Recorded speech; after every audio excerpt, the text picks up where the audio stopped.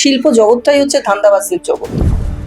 নবান্ন থেকে ঠিক হয়ে যেত কে পাবে কে পাবে না, কার বউ, কার বান্ধবী, কার বিশেষ বান্ধবী, যিনি আমাদের গায়ক মন্ত্রী ইন্দ্রনীল মেয়ে। তিনি মন্ত্রী হয়ে কর্তৃত্বটা সব জায়গায় দেখিয়েছেন। নেক্সাসটা তার মাধ্যমেই পুরো চলতো। গত 12 বছর ধরে আমি ব্যান ছিলাম, এটা তো হয়েইছে। তো লগ্নজিতা আরজি করে তিনি হেঁটেছিলেন বলে তার কাজ বন্ধ। এত বড় একটা পশ্চিমবঙ্গে 15 থেকে 20টাই সঙ্গীত শিল্পী, তারাই হচ্ছে কেউ কলকাতার লতা মঙ্গেশকর, কেউ কলকাতার আশা ভোসলে। আমাকে ইন্দ্রনীল বলেছিল গাইতে পারে না। উঠো গো ভারত লক্ষ্মী, উঠো আদি জগত জন উজ্জ্বল। একজন শিল্পীর যোগ্যতা, মান, এটা মূল্যায়ন হয় তার প্রতিভার বিচারে, তার প্রতিভা দেখে শুনে। কিন্তু গত সরকারের আমলে বেশ কিছু অভিযোগ উঠে এসেছে যে মঞ্চ পেয়েছেন শিল্পীরা শুধুমাত্র প্রতিভা নয়, অর্থের বিনিময়ে। এমন অভিযোগ বারবার আসছে যখন নতুন সরকার গঠন হয়েছে।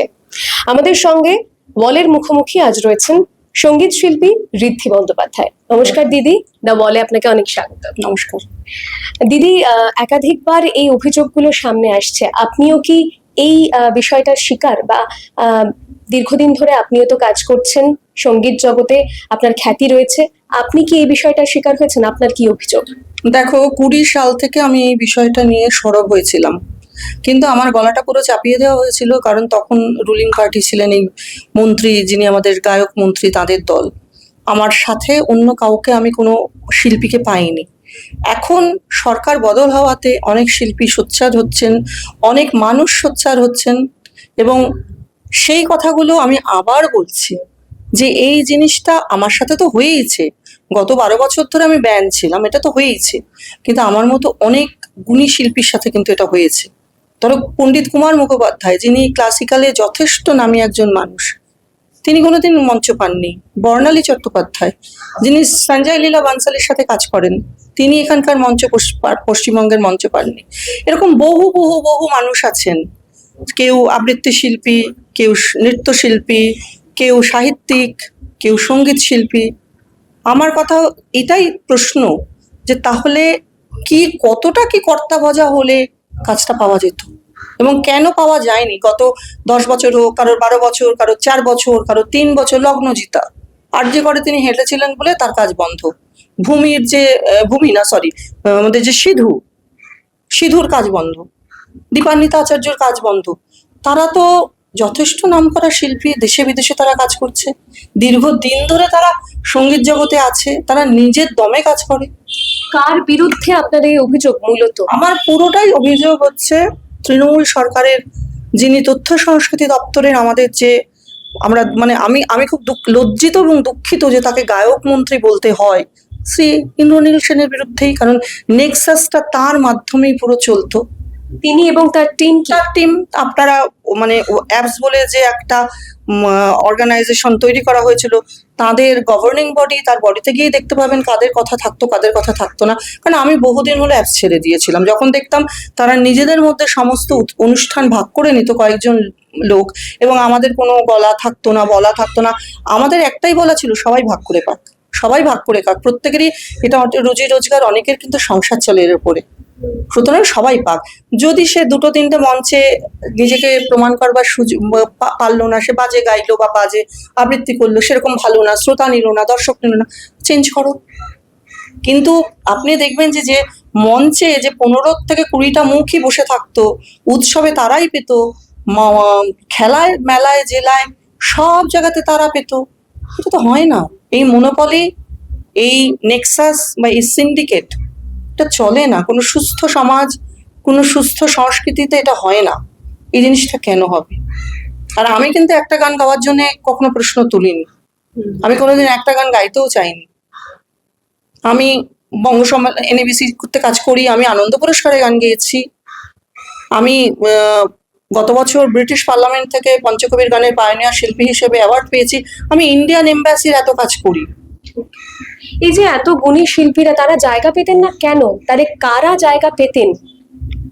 কারা জায়গা পেতেন আপনি লিস্ট দেখলেই বুঝে যাবেন। তাদের মধ্যে অনেকে নিশ্চয়ই গুণী, তারা দেশে বিদেশে কাজ করেন, তারা নিজের যোগ্যতাতে কাজ পান এবং কাজ করেন, কিন্তু হয়তো 5টা কাজ তারা নিজের যোগ্যতাতে পেয়েছেন, 5টা কাজ হয়তো সরকারের সাথে সুসম্পর্ক বা তাদের ক্লোজনেসের জন্য পেয়েছেন। আমার তাদের কাছেও প্রশ্ন যে তারা দিনের পর দিন এই অবিচার দেখে গেছেন, কই তখন তো তারা একবারও কিছু গলা তোলেননি, কারণ তারা বেসিক্যালি শিল্প জগৎটাই হচ্ছে ধান্দাবাজদের জগৎ। এটা আমি বলতে বাধ্য হচ্ছি, মানে আমি নিজে ধান্দাবাজ নই। আমাকে অনেকেই ট্রোল করে অনেক কিছু লিখছে, হয়তো এইসব শিল্পীদের বা মন্ত্রীর পরিচালিত তারা করছে, আমার কিচ্ছু যায় আসে না, আমার কিচ্ছু যায় আসে না। দিদি, তাহলে কি শুধুমাত্র সরকারের সঙ্গে তাদের সুসম্পর্ক বজায় রাখাটাই একমাত্র বিষয় ছিল, নাকি অর্থের বিনিময়েও খানিকটা অর্থের হতো? বিনিময়ে পেতো অনেক জায়গাতেই। মানে আমি যেহেতু সরকারি কাজে ব্যান ছিলাম, আমার কাছে কখনো অর্থ চাওয়ার সেই সুযোগটা তাদের হয়নি, কিন্তু আমরা যারা একজোট হয়েছি, দোলা ব্যানার্জি, দেবপ্রিয়া, শাওলি, অনেকেই হয়েছে, বর্ণালীটা, সবার মুখে আপনারা শুনবেন জেলা শহর থেকে প্রচুর মেসেজ, প্রচুর ফোন আসছে কিভাবে কিভাবে তাদের ডিপ্রাইভ করা হতো। চন্দননগর রবীন্দ্র ভবনে আপনি দেখবেন যে প্রতিদিন অনুষ্ঠান হতো, কিন্তু 4জন ছাড়া ওদের বলে কেউ সুযোগ পেত না। প্রেসের কাছে সেগুলো সব দেওয়া হবে, আমরা মাননীয় মুখ্যমন্ত্রীর কাছে এগুলো দেবো যে এই জায়গাটাকে ক্লিন করুক, জায়গাটা পরিষ্কার হোক, সবাই কাজ পাক। একজন 10টা কাজ পাবে, আরেকজন একটাও পাবে না, এটা যেন না হয়। আমরা একটা বিষয় খানিকটা বোধহয় আমরা জানতাম, এই বিষয়টা আপনি আরো খুব ভালো বলতে পারবেন, যে যখনই এই সরকারি অনুষ্ঠানগুলো হয়তো এই কবি প্রণাম থেকে শুরু করে কবিতা উৎসব, সঙ্গীত মেলা, এইখানে কি প্রসেসে শিল্পীরা সুযোগ পেতেন? একটা কি পেন ড্রাইভ বা সিটির মাধ্যমে অডিশন দেওয়া হতো, তারপরে প্রসেসটা ঠিক কি হতো? সেখানেই কি ভেতরে কোনো রকমের গোলমাল চলতো? আর পেন ড্রাইভ জমা দিতে বলা হতো। পেন ড্রাইভটা অন্য একটা ফার্স ছিল, আগের থেকে সমস্ত নবান্ন থেকে ঠিক হয়ে যেত কে পাবে কে পাবে না, কার বউ, কার বান্ধবী, কার বিশেষ বান্ধবী, কার বিশেষ বন্ধু। সঙ্গীত মেলায় কখনো গান শুনেছেন গিয়ে? কয়েকজন শিল্পী ছাড়া বাকিদের গান শোনা যেত, সেগুলো নিয়েও ট্রোল হতো। এই যে গত বছর আমি হঠাৎ দেখলাম যে একটা নাম করেই বলছি, টেকনো ইন্ডিয়ার একজন লাফাচ্ছেন ঝাপাচ্ছেন গান গাইছেন। উনি কি করতে চাইছেন উনি হয়তো নিজেই জানেন না উনি কি করতে চাইছেন। তার কি সঙ্গীত মেলাতে কি বা 25শে বৈশাখ গান গাওয়ার কোনো যোগ্যতা আছে? এরকম বহু মানুষের, বহু লোকের। ঠিক। তারা পেতেন কি করে? পারস্পরিক সম্পর্ক, পারস্পরিক পাইয়ে দেওয়া, পারস্পরিক সুবিধা পাইয়ে দেওয়া, পারস্পরিক ঘনিষ্ঠতা। অথচ যারা সত্যিকারের একটা ভালো গান গায়, যে ছেলে যে মেয়ে জেলা শহর থেকে আসছে, দূর গ্রাম থেকে আসছে, নয় তাকে একটা ছেলেকে বাজার সরকার বানিয়ে দেওয়া হবে, আর একটা মেয়েকে বিভিন্নভাবে সুযোগ নেওয়া হবে। এই জিনিসটা কেন? কোনো ভদ্র সুস্থ সংস্কৃতি যেটা হয়, শুনলাম ইন্দ্রনীল সেন বলেছেন যে এই যে আমরা যেসব প্রতিবাদ করেছি এই বিষয়ে বলতে ওনার রুচিতে বাধে, এবং সম্মান, মানে আমার ধারণা সম্মানই বলেছেন, কারণ ওরা তো চিরকালীনই ওরা সম্মান বলেন, সম্মান জানেন না কথাটা, সম্মান বোধে বাধে।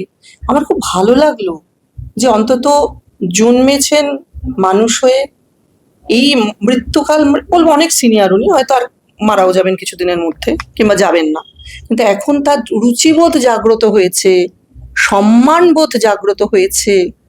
পিয়ালি বসু সরকার বলে আমাদের একজন বন্ধু আছে, শিল্পী, রবীন্দ্রসঙ্গীত গায়ক, তার ভয়েস মেল, এটা আমি ভয়েসটা ক্লিপিংটা পাঠিয়ে দেবো, সে অ্যাপসের সঙ্গে ঘনিষ্ঠভাবে জড়িত ছিল। অ্যাপসে একটা সিসিটিভি পর্যন্ত রাখতে দেওয়া হতো না, কেন দেওয়া হতো না? নতুন নতুন মেয়েরা আসতো বিভিন্ন রকম সময়ে, দুপুরবেলা কেউ দেখা করতে, কেন রাখা হতো না?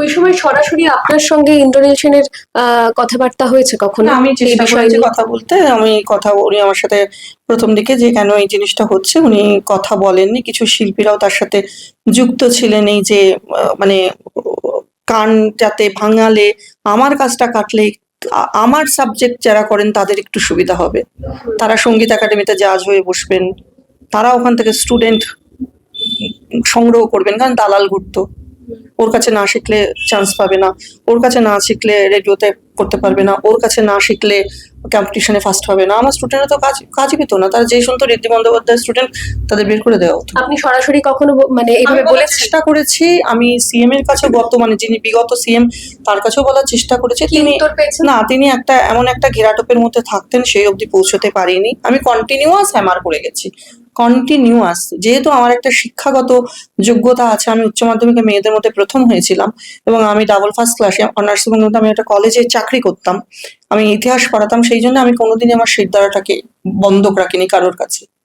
তার জন্য আমার সমস্ত জীবনে হয়তো অনেক কিছু ভাঙচুরের মধ্যে দিয়ে আমি গেছি, আমি অনেক লড়াই করেছি, লড়াই করছি, কিন্তু আমি সিদ্ধাটা কি হবে, মরে যাবো, যাবো। আমাকে হয়তো এত মুখ খুলছে, আমাকে হয়তো খুন করে দেবে, দেবে। আমার তো একটা মাত্র সন্তান, সে দাঁড়িয়ে গেছে নিজের পায়ে। আচ্ছা, আজকে আপনি যে অভিযোগগুলো আনছেন, ওই সরকার থাকার সময়ে, বিগত সরকারের সময় এগুলো সামনে এসেছিল? আমি তো বললাম যে আমি 20 সালে 21 সালে বলেছি, তখন আমি বিজেপিতে জয়েন করেছিলাম শ্রদ্ধেয় দিলীপ ঘোষ দাদার হাত ধরে। আমি এই অত্যাচারের কারণেই কিন্তু আমি অনেকটা জয়েন করি, কারণ আমি কিন্তু একেবারেই পলিটিক্যাল পার্সন নই। আমি সবসময় বলি যে যারা পলিটিক্যাল পার্সন, যারা রোদে ভিজে ঘামে ভিজে মার খেয়ে পলিটিক্সটা করছে, তারা সামনে থাকুক, কিন্তু একটা তো ওরিয়েন্টেশন হবে। এই তৃণমূল সরকারের দুর্নীতি দেখতে দেখতে দেখতে দেখতে একটা সময় হলো যে দেয়ালে না পুরো পিঠ থেকে গেছিল, এবং মনে হয়েছিল যে আমার বক্তব্যটা আমি কিছু বলবো। এবং সেই 20 সালে যখন বিভিন্ন চ্যানেলে কাটমানি ইস্যুতে আমি সরব হয়েছিলাম, আমার গলাটা চেপে বন্ধ করে দিয়েছিল উল্টো দিকে বসা, চিৎকার করে তারা শিবাজি চট্টোপাধ্যায়, অরুন্ধতী হোম চৌধুরী, সৈকত মিত্র, সৌমিত্র রায়, এক্স ভূমি। এবং আমার কাছে এও ফোন এসেছিল, ছি ছি, তোকে তো ভালো মেয়ে জানতাম, তুই এসব বিষয় নিয়ে কথা বলছিস। এবং তখন শুভেন্দু অধিকারী দাদা এই কাটমানির বিরুদ্ধে একটা সময় সরব হয়েছিলেন 2020-21 সালে। তার বলাটাকে পুরো বন্ধ করে দেয় এই তৃণমূল সরকারের সময় যেসব শিল্পীরা কাজ পেত, কাজ করত, তারা সংগঠিত হয়ে ইন্দ্রনীল সেনের সাথে তারা রবীন্দ্র সদনের ওখানে তারা চিৎকার করে বলেছিল এই বক্তব্যটা সর্বৈব মিথ্যে। এবং তখন যেহেতু এরা রুলিং পার্টি, তখন কিন্তু এরা কেউ এটাকে কোনোভাবে অনুসন্ধান করে না। আমি মমতা বন্দ্যোপাধ্যায়কে সেখানেই বলবো যে উনি কেন করেননি অনুসন্ধান।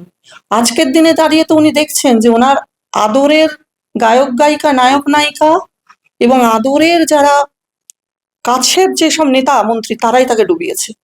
আচ্ছা, মমতা বন্দ্যোপাধ্যায় যখন বিভিন্ন সাংস্কৃতিক মঞ্চে থাকতেন, সেই সময় তার চারপাশে যে সমস্ত সঙ্গীত শিল্পীরা থাকতেন, তারা কিভাবে, মানে তারাও কি সরকারের সঙ্গে তাদের গভীর যোগাযোগ ছিল? অবশ্যই যোগাযোগ ছিল, অবশ্যই যোগাযোগ ছিল। এটা তো কখনো মানা যায় না যে একটা এত বড় একটা পশ্চিমবঙ্গে 15 থেকে 20টাই সঙ্গীত শিল্পী, তারাই হচ্ছে মানে একদম, কেউ কলকাতার লতা মঙ্গেশকর, কেউ কলকাতার আশা ভোসলে। দেখুন একটা কথা বলি, পশ্চিমবঙ্গে কেউই লতা মঙ্গেশকর, আশা ভোসলে, কিশোর কুমার, মোহাম্মদ রফি নয়।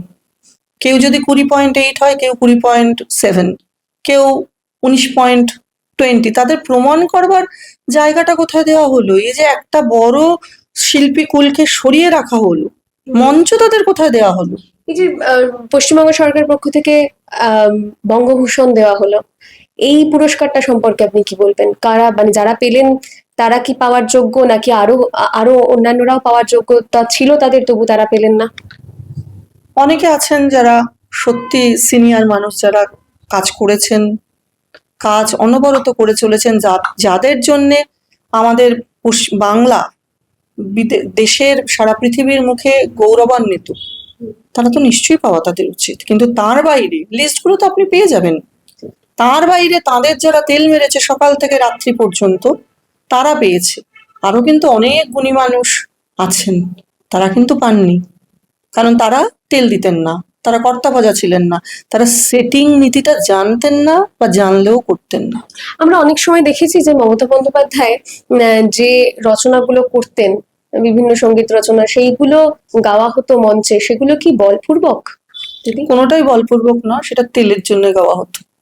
এখন অনেকে বলছেন বলপূর্বক, কই যখন হাসি হাসি মুখ করে অন্য কাজগুলো তারা করেছেন, টাকা নিয়েছেন, মার্সিডিজ চড়েছেন, বিভিন্ন ভূষণ উষণ এসব নিয়েছেন, তখন তো মনে হয়নি বলপূর্বক। আমি তো বরং বলবো যে আজকে বিগত সরকারের দুঃসময়ে যারা তাদের কাছ থেকে এত সুযোগ সুবিধা নিয়েছেন, তারা তার পাশে থাকুন, তাহলে একটা ইন্টিগ্রিটি বোঝা যাবে একটা শিল্পী হোক, একটা মানুষের।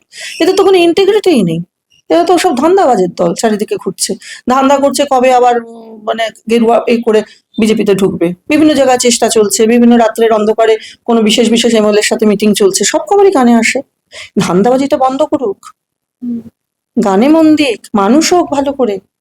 সবার আগে তো নিজের ব্যক্তিত্ব, শিল্পী সাহিত্যিক, রাজনীতিবিদ, যাই হোক না কেন, সবার আগে সে মানুষ হিসেবে কেমন। এদের অনেকেরই সন্তান আছে, সন্তানের কাছে সে নিজেকে কি হিসেবে পরিচয় দিচ্ছে?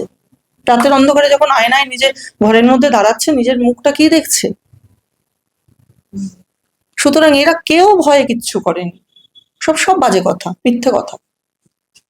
তখন যখন কেউ ভাবতে পারেনি যে এই সরকার চেঞ্জ হবে, এমন ভাবে একটা ভয়ের বাতাবরণ এবং করাপশনের বাতাবরণ ছিল। এবং আমরা তো খুব খুশি, আমরা এখন খুব মুক্তভাবে স্বাধীনভাবে চিন্তা করতে পারছি, কথা বলতে পারছি। সুতরাং আপনার অভিযোগ কি এটাই যে অন্যান্য ক্ষেত্রে সরকারের স্বাস্থ্যক্ষেত্র, শিক্ষাক্ষেত্র, সব ক্ষেত্রের মধ্যে এই সংস্কৃতি জগতেও এই প্রতিভা নয়, কোথাও গিয়ে কাটমানির বিনিময়ে গান গাওয়ার সুযোগ বা মঞ্চ পাওয়ার সুযোগ পাওয়া যেত? এটাই কি আপনার অভিযোগ? অনেক কিছু অভিযোগ। একটা হচ্ছে মাঠটাকে পরিষ্কার করা হোক, যারা ক্লিন মানুষ তারা সামনে আসুক, যিনি সর্বোচ্চ নেতা তার এমন কিছু ট্রাস্টেড মানুষ রাখা উচিত যাদের কাছ থেকে তিনি সত্যি কথা শুনবেন, সত্যি কথা, ধান্দার কথা নয়। নিজের ধান্দার জন্য আমি গিয়ে তোমার কাছে একটা কথা বলে দিলাম, সেটা না। জায়গাগুলো, প্রত্যেকটা জায়গা পলিউটেড হয়ে আছে। আর এত মেলা উৎসব জেলা, এত তো দরকার ছিল না। আমাদের এখানে শিক্ষা নেই, আমাদের এখানে চাকরি নেই, আমাদের স্বাস্থ্য ব্যবস্থা এরকম। একটা সরকারি হসপিটালে ভালো করে আমরা ভর্তি হতে পারি না, কারণ আমাদের 10টা সিগনেচার আনতে হয়।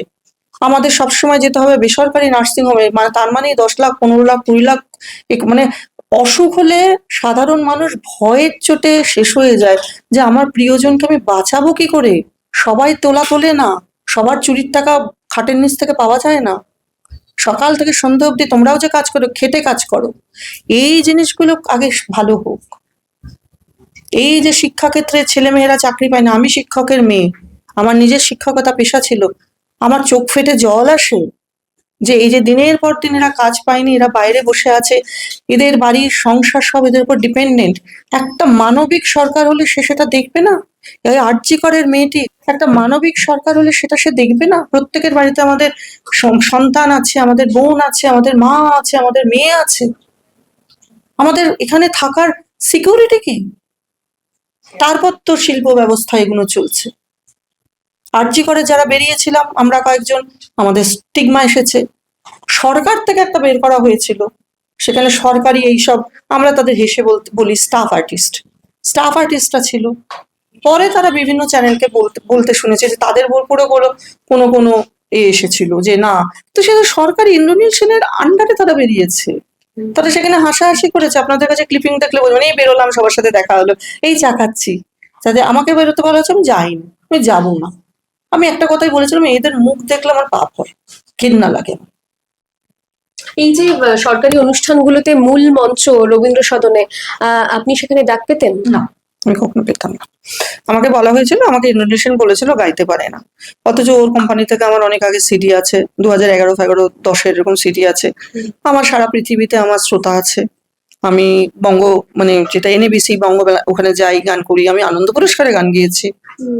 আমি বললাম তো, আমি এমব্যাসির এত কাজ করি, আমার একটা বড় একাডেমি আছে দেশের, পশ্চিমবঙ্গের বাইরে দিল্লি, বম্বে, ব্যাঙ্গালোর সব জায়গাতে আমি অনুষ্ঠান করে বেড়াই, বিদেশে প্রচুর কাজ করি। আমি গত বছর ব্রিটিশ পার্লামেন্ট থেকে অ্যাওয়ার্ড পেয়েছি। সুতরাং আমি যেহেতু হ্যাঁ কে হ্যাঁ না কে না বলেছি, এদের এটা একটা ব্যবস্থাই ছিল যে গলা উঁচিয়ে কথা বলবে তার গলাটাকে টিপে দাও, আটকে দাও। আর যারা আমাদের কর্তা ভজা তেল মারবে তাদের সাথে সাথে নিয়ে ঘোরো। এই যে তাদের কথা বলছেন, এখানে কি একজন নাকি না, সমষ্টি? নেক্সাস আছে, পুরো নেক্সাস। আমি আপনাকে বললাম, আপনি অ্যাপস বলে যে এদের যে শুনেছি, এদের যে একটা অর্গানাইজেশন এরা করেছিল, সেই অর্গানাইজেশনে গেলেই আপনি দেখতে পাবেন যে কারা কারা সেই নেক্সাসে আছে, কারা কারা কাজ পেত, কারা কারা কাজ পেত না। আপনি আপনি সাংবাদিক, আপনার পক্ষে এটা খুবই সহজ বের করা। আপনি লিস্ট গুলো বের করুন, আপনি সেখানেই দেখে যাবেন কি যে কে পেত, কোন মানে দলের নেতৃস্থানীয় স্ত্রী সমস্ত অনুষ্ঠানে যেত, সমস্ত জেলাতে যেত, সঙ্গীত একাডেমিতে তিনি করে বসতেন, তিনি জাজ হয়ে বসতেন, তিনি এবং তার গোষ্ঠীবর্গ। এরকম প্রত্যেকটা পদে পদে আপনারা খোঁজ করুন। ইন্দ্রনীল সেন ছাড়াও আপনার আরো অন্য কারোর প্রতি অভিযোগ রয়েছে? আমার তো ইন্ডোনেশিয়ান মেয়ে, তিনি তো মন্ত্রী ছিলেন, তিনি মন্ত্রী হয়ে কর্তৃত্বটা সব জায়গায় দেখিয়েছেন। তার যে নেক্সাসটা চলতো, শিবাজি চ্যাটার্জি, পরিমল ভট্টাচার্য, কে নেই সেখানে? আপনি একটা ক্লিপিং বের করুন না, সেখানে দেখবেন যে সবাই দাঁড়িয়ে দাঁড়িয়ে গান গাইছে। যে কটা শিল্পী ছিল, অদিতি মুন্সি এখন ধরা পড়েছে, কিছুটা ধরা পড়েছে মানে ধরা পড়বার মুখে। এরা তো সবাই ওখানেই বসে থাকতো। আমার থেকে আপনি আরো বেশি জানেন, কারণ আপনি সাংবাদিক। আপনি যদি সঠিকভাবে আপনার প্রফেশনটা করেন, আপনি সবার নাম জানেন, তাই না? কি মনে হয় দিদি যে এরপরে সরকার বদল যে হয়েছে, এরপরে কি এই যে বিষয়টা, এটা কি কোথাও গিয়ে শিল্পীদের সেই জায়গাটা কি তৈরি হবে? গুণী শিল্পীরা সত্যি কি তাদের মর্যাদা, মান, মূল্যায়ন সবটাই কি পাবেন? দর্শক পাবেন, মঞ্চ পাবেন? সেটা তো হওয়া উচিত, কিন্তু যেভাবে এরা বিভিন্ন জায়গার থেকে নিজেদের, মানে ওরা তো একত্রিত, সব শেয়ালের একরা।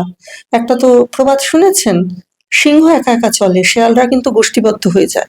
সুতরাং সব শেয়ালরা একসাথে যুক্ত হয়ে নিজেদের যেভাবে যেভাবে পারছে ঢুকে যাওয়ার চেষ্টা করছে, দল বদলে। আমার কথা, ঢুকুক, ঢুকবে না কেন? একটা স্বাধীন দেশ, স্বাধীন জায়গা, সবাই নিজের মতো করে কাজ করুক। কিন্তু অন্যের কাজে, মানে যারা আরো কিছু গুণী মানুষ আছেন, তাদের কাজে বাধা দেওয়ার অধিকার কারোরই নেই। যে এই ব্যান কালচার, এই লবি কালচার, সিন্ডিকেট বাজি, এগুলো যে বিগত আমরা দেখে এসেছি গত 15 বছর ধরে, এগুলোর অবসান হোক। যে যার যোগ্যতায় কাজ পাক। একজন শিল্পী, মানে আমি বলছি, আমি যদি 10টা কাজ পাই, আমি নিজে সেটাকে রিফিউজ করব, দিও না, আমি সেরকমই মানুষ। সেই জন্য আমাকে কেউই খুব একটা পছন্দ করবে না, কারণ আমি কর্তা ভজা নই। আমি কিন্তু একবারও বলছি না যে আমাকে ওখানে একবার ডাকবে, ওখানে সেবার ডাকবে। এখন দেখছি অনেক শিল্পী, আগে আমাকে যারা চিনতে পারতো না, হ্যাঁ, আমি মঞ্চে উঠলে নেমে যেত, এই বিজেপির লোক বলে, হ্যাঁ, এরকমও আছে, তারা কোন সময় গান গাইতো, তারা এখন মেসেজ করছে, এ করছে। কিন্তু আমি ধান্দাবাজিটা খুব অপছন্দ করি। হ্যাঁ, আমি স্পষ্ট কথা স্পষ্ট করে বলি, আমার যে সিনিয়রিটি, আমার যা কাজের জায়গা, আমার একটা মাত্র সন্তান, আমার কিছু চাওয়া পাওয়ার নেই। আমি মাথা উঁচু করে মারুতিতেই চড়বো, মাথা নিচু করে মার্সিডিজে চড়বো না, এটা অনেকটার কথা। সেই কথাটাই বললাম, কারণ আমার একটা মূল্যবোধ আছে। আমি যে পরিবার থেকে বড় হয়েছি, আমার আপব্রিঙ্গিং, আমার মায়ের শিক্ষা, আমি সেগুলো নিয়েই বড় হয়েছি, আমি সেটা নিয়েই মারা যেতে চাই। দিদি, নানান রকম অভাব অভিযোগের কথা তো শুনলাম। আপনার কাছে যেহেতু এসেছি, একটা কি গান শোনার সুযোগ আমরা পাবো না, বা আমাদের ওয়ালের দর্শকরা পাবেন না? হ্যাঁ, সেটা তো অবশ্যই করবো। আর আমি যে বিষয় নিয়ে কাজ করি, সারা পৃথিবীতে মনে হয় আমি একমাত্র শিল্পী যে এই বিষয় নিয়ে কাজ করে, বাংলার নিজের মানে ঐতিহ্যের বিষয়। উঠো গো ভারত লক্ষ্মী, উঠো আদি জগত জন উজ্জ্বল, দুঃখ দৈন্য সবনাশী, কর দূরিত ভারত লজ্জা। দুঃখ দৈন্য দূর করে কবে শিল্পীরা আবার নিজেদের মান, মর্যাদা, যোগ্যতার কাজে ফিরে আসতে পারবেন, সেই দিকে আমাদেরও নজর থাকবে। নজর রাখুন আপনারা দ্য ওয়ালে, কারণ খবর এখন এখানেই। ক্যামেরায় অভিনবর সঙ্গে সায়নী, দ্য ওয়াল, কলকাতা।